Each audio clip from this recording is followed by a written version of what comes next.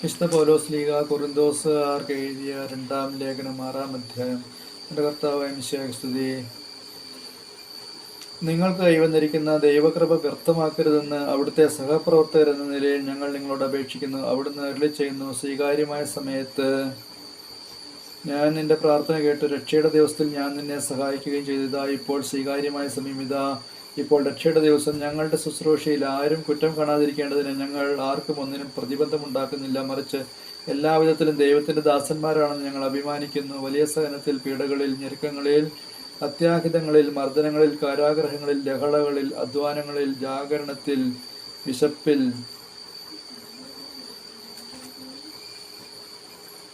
ശുദ്ധതയിൽ, ജ്ഞാനത്തിൽ, ക്ഷമയിൽ, ദയയിൽ, പരിശുദ്ധാത്മാവിൽ, നിഷ്കളങ്ക സ്നേഹത്തിൽ, സത്യസന്ധമായ വാക്കിൽ, ദൈവത്തിന്റെ ശക്തിയിൽ, വലത് കൈയിലും ഇടത് കൈയിലുമുള്ള നീതിയുടെ ആയുധത്തിൽ, ബഹുമാനത്തിലും അവമാനത്തിലും, സൽകീർത്തിയിലും ദുഷ്കീർത്തിയിലും ഞങ്ങൾ അഭിമാനിക്കുന്നു. വഞ്ചകരെ പോലെ ഞങ്ങൾ കരുതപ്പെടുന്നു, എങ്കിലും ഞങ്ങൾ സത്യസന്ധരാണ്. ഞങ്ങൾ അറിയപ്പെടാത്തവരെ പോലെയാണെങ്കിലും അറിയപ്പെടുന്നവരാണ്. മരിക്കുന്നവരെ പോലെയാണെങ്കിലും ഇതാ ഞങ്ങൾ ജീവിക്കുന്നു. ശിക്ഷിക്കപ്പെട്ടവരെ പോലെയാണെങ്കിലും വധിക്കപ്പെട്ടിട്ടില്ല. ഞങ്ങൾ ദുഃഖിതരെ പോലെയാണെങ്കിലും ഞങ്ങൾ സദാ സന്തോഷിക്കുന്നു. ദരിദ്രരെ പോലെയാണെങ്കിലും അനേകരെ സമ്പന്നരാക്കുന്നു.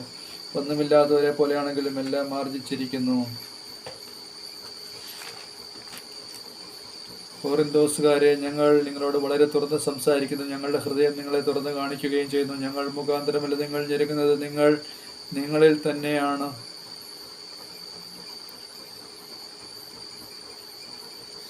ഞെരുങ്ങുന്നത്. മക്കളോടെന്നത് പോലെ ഞാൻ പറയുന്നു, നിങ്ങളും ഞങ്ങളുടെ ഹൃദയം തുറന്ന് പെരുമാറുവിൻ.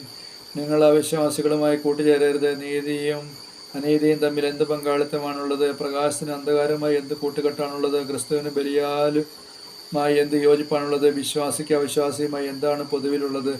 ദൈവത്തിന്റെ ആലയത്തിന് വിഗ്രഹങ്ങളുമായി എന്ത് പൊരുത്തമാണുള്ളത്? നമ്മൾ ജീവിക്കുന്ന ദൈവത്തിന്റെ ആലയമാണ്. എന്തെന്നാൽ ദൈവം അരുളി ചെയ്തിരിക്കുന്നു, ഞാൻ അവരിൽ വസിക്കുകയും അവരുടെ ഇടയിൽ വ്യാപരിക്കുകയും ചെയ്യും. ഞാൻ അവരുടെ ദൈവമായിരിക്കും, അവർ എൻ്റെ ജനവുമായിരിക്കും. ആകയാൽ നിങ്ങൾ അവരെ വിട്ട് ഇറങ്ങി വരികയും അവരിൽ നിന്ന് വേർപിരിയുകയും ചെയ്യുവിനെന്ന് കർത്താവ് അരുളി ചെയ്യുന്ന അശുദ്ധമായതൊന്നും നിങ്ങൾ തൊടുകയും അരുത്. അപ്പോൾ ഞാൻ നിങ്ങളെ സ്വീകരിക്കും. ഞാൻ നിങ്ങൾക്ക് പിതാവും നിങ്ങൾ എനിക്ക് പുത്രന്മാരും പുത്രികളും ആയിരിക്കുമെന്ന് സർവശക്തനായ കർത്താവ് അരുളി ചെയ്യുന്നു. നമ്മുടെ കർത്താവായ മിശിഹായ്ക്ക് സ്തുതി.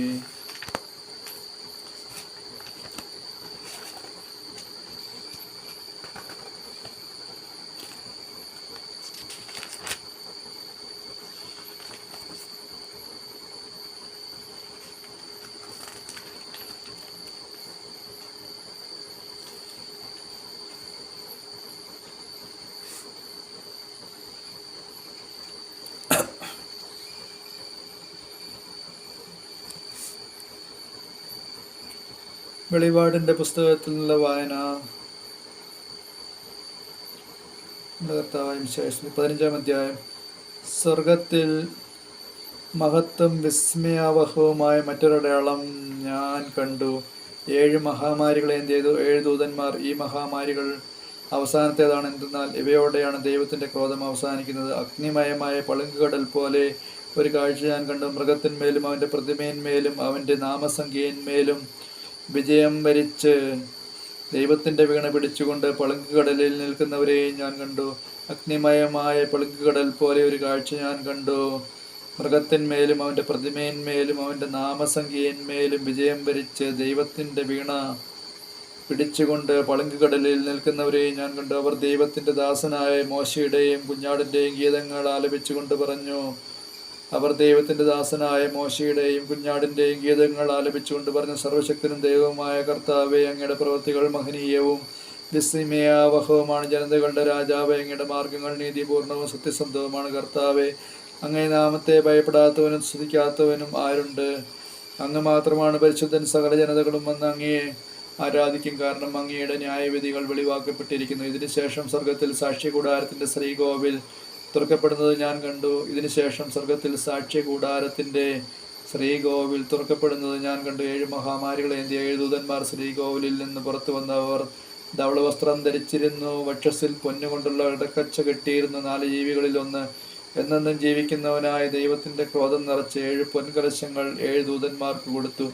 ദൈവത്തിന്റെ മഹത്വത്തിന്റെയും ശക്തിയുടെയും ധൂപം കൊണ്ടു ശ്രീകോവിൽ നിറഞ്ഞു. 7 ദൂതന്മാരുടെ 7 മഹാമാരികളും അവസാനിക്കുവോളം ഒരുവനും ശ്രീകോവിലിൽ പ്രവേശിക്കാൻ കഴിഞ്ഞില്ല. നമ്മുടെ കർത്താവായ മിശിഹായ്ക്ക് സ്തുതി.